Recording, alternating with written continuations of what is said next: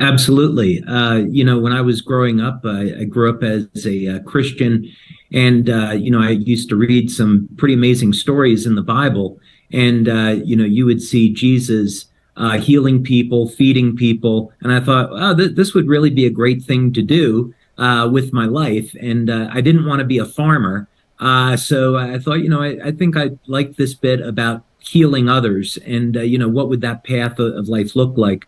So that was always the intention. And I've been an inventor at heart, so I love to explore other areas.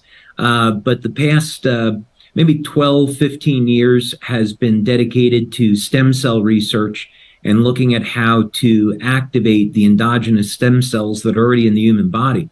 So there's a very, very exciting future ahead for all of us when we think, 10, 20 years from now, stem cell injections will be very commonplace. So they'll save lives. People will go to hospitals. Maybe they were in an auto accident. They'll get a stem cell injection, and that will start the healing process. And I have been doing work with the National University of Ireland in Galway, and we received a research grant from Scientific Foundation Ireland.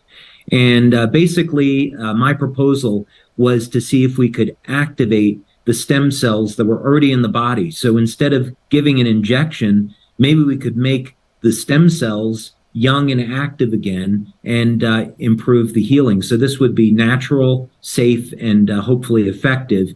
And that project went extremely well. And, it's a great point because there are a number of complementary things that people can do along with our technology, as well as to support their overall health and stem cell function. So we know that diet plays a role. Keeping antioxidants elevated plays a role. Using technology like hyperbaric oxygen is going to increase the total number of circulating stem cells. So where our technology fits into this is that we can use light to initiate specific biochemical pathways that increase production of GHK copper peptide. And the advantage of this is that it modulates gene expression to reset the genes to a younger state. So now the stem cells in the body behave like younger, healthier cells. So we see some very dramatic examples of how people are healing from chronic injuries as well as acute injuries. That's actually extremely insightful, and it is the principal area of our research is looking at how to enhance mitochondrial function. So, some of the things, of course, that are popular today are looking at ways that we could elevate NAD with NMN supplements, which the FDA, of course, recently banned.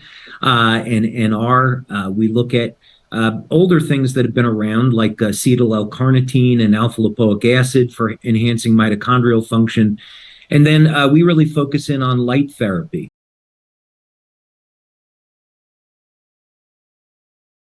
Great question. So the first thing is that this is a non-transdermal patch. So to be clear, there are no drugs or chemicals or natural compounds that are in the product that will diffuse through the skin in a transdermal fashion. Instead, this is a non-transdermal patch, and it's activated by body heat. So in order to understand this properly, it's important to look at how do signal induction and signal transduction mechanisms occur in the human body in the first place. And some of the pioneering work on this was done by Fritz Popp in Germany. And so we know that you take plant cells, animal cells, human cells, and you put them in an environment that's completely dark, and using a photomultiplier tube, at least back in the old days, then you could see light emission off of the cells. So these are highly coherent pulses of light. And in fact, the beauty of the way human beings were created and all life on Earth was created is that light is a communication mechanism. So very much as what Becker found is that the bioelectrical, the energetic systems of the body are controlling the biochemistry. So it's so critically important when, as you know, when we look at overall health, the energetic systems in the body have to be in balance with the biochemistry, meaning that if you're having a healthy diet, then you want to make sure that your communication systems are working with any number of different techniques, and then the person can have optimum health. So the way we approach this is that there are natural compounds. They're principally stereoisomers of amino acids. They're processed in a specific way, so they will reflect specific wavelengths of light onto the skin when activated by body heat. So this is a specific form of low-level light therapy. And I'm delighted to say that after 20 years of research, we have over 80 clinical studies on this. So those that are interested can go to our website, go to the science section, and they can go through those studies. So a good way to understand this is that the light that comes off of our products is encoded with information. So let me explain that for a minute. When we look at traditional low-level light therapy or light therapy in general, we can use wavelengths of light like 630 nanometers, 660, 850, 810, any blend of infrared or visible light, or even up into UV. And we know that's going to elicit a specific response. So it's pretty common knowledge that we expose the body to UV light and it gives people a tan. We expose to 660, we can turn on collagen production, we can improve mitochondrial function, and so forth. And what I wanted to do with this was a little bit different. I wanted to see if we could use light to turn on production of specific peptides like glutathione, like GHK, AHK, carnosine. And so the principle of this is that we do what you do in laser communications, is that instead of having a wave that is simply a sinusoidal, what we'll do is modulate the wave so it contains information. So now, this is how, of course, in the military, for example, you have site-to-site communications with a laser because the light is encoded with information. So the patches work the same way. There is an infrared carrier. It's modulated to contain information to turn on synthesis of a specific peptide. Is because we do blood studies. So we'll take a baseline blood draw and we'll look at GHK levels. And as Laurent Picard discovered, he's the father of GHK. We know that copper peptide levels decline with age pretty dramatically. So we'll look at a population of people, say, over the age of 50, and we know their copper peptide levels are going to be down 60, 80%. Depending on a person's diet and how well they're taking care of themselves. So we'll do that baseline, and then in as little as 24 hours, we hit statistical significance, and we'll see increases in both GHK and GHK-Cu. What's very typical is within the first 24 hours, there's a very significant increase in GHK, and then over the course of the next 7 days, you see the GHK bind with copper, and then there's a statistically significant improvement in GHK-Cu. But the metabolism studies that we do, we have one that's published that's on our website. And we've done that with first a pilot study with 15 people and then a double-blind study with 50 people.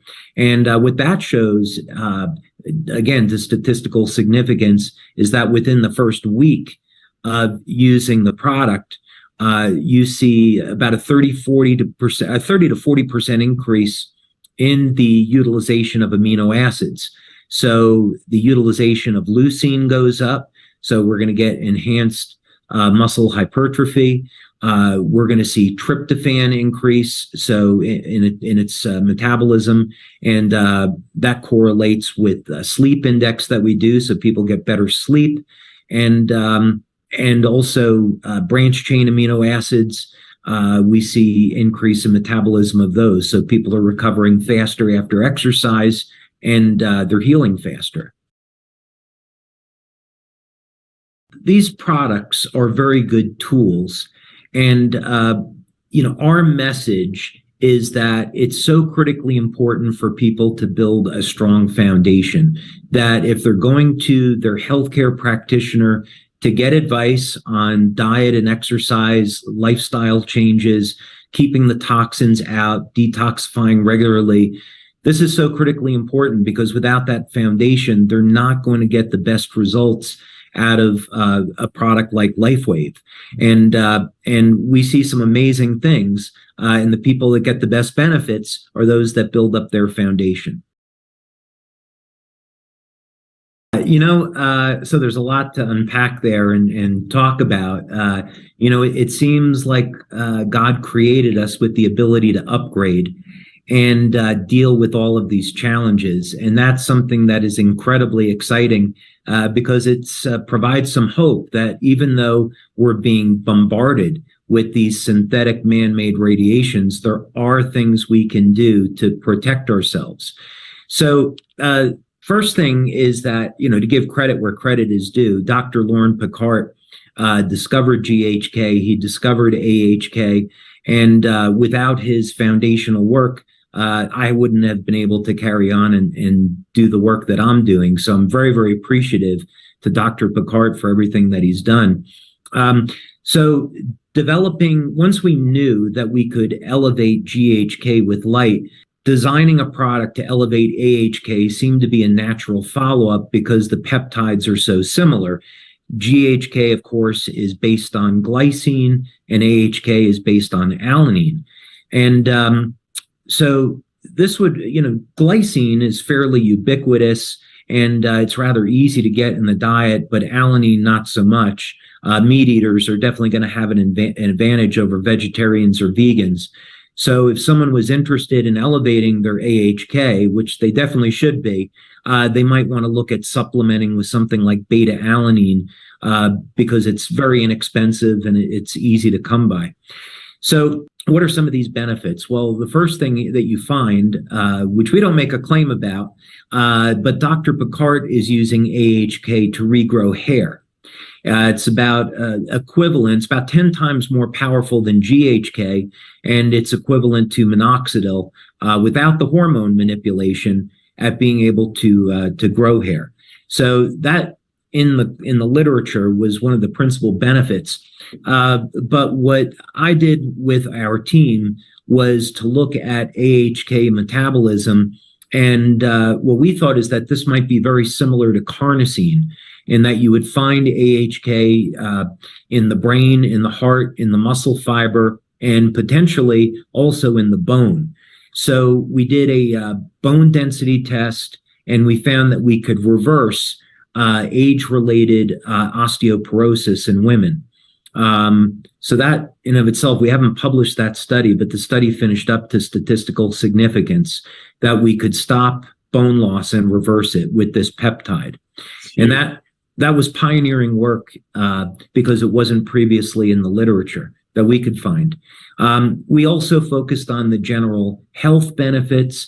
And so we did some general wellness studies where we took people and put them on a mild exercise program. And what we saw was that the group that was using AHK did much, much better than the control group. And in fact, what was interesting is that we found that without any special diet, people lost body fat in addition to building lean muscle mass. So that's an exciting area that we still want to explore a little bit more. But to your point, we did a study with a biochemist looking at this problem of 5G and Wi-Fi and Bluetooth and how pervasive it is and what could we do. So I came up with this hypothesis that, we in our lab, when we test things, we might create a Faraday cage, and we might use a copper mesh, surround a piece of equipment to isolate it from electromagnetic radiation, and that does a very